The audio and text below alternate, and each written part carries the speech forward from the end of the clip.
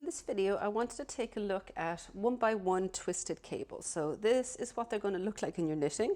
It's just individual stitches that are being worked as cables, but you can see how they've got a lot more texture and they pop up from the knitting. And that is done by creating twisted stitches. And what that means is on the right side, you're going to knit them through the back loop. And on the wrong side, you're going to purl them through the back loop. When you're doing a cable cross, you will actually continue to work those stitches through the back loops.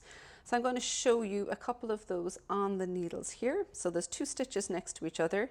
And if we wanted to create a left cross like this, normally you could just knit into the front of it like this and then knit into the front of this one for a one by one twist. But this time we want to do it through the back loop. So if I want to do it on my needle, I'm going to go into that second stitch on the needle and actually knit it through the back loops.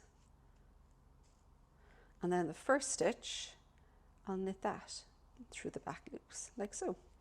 So if I continue on and just knit a couple of extra stitches here, and I'll show you what that looks like for these on the wrong side row. I'm going to knit the first two. And to keep the stitches twisted all the way up, when you encounter those two stitches again in the next row, you'll purl it through the back loops. You come all the way in over here, purl that through the back loops.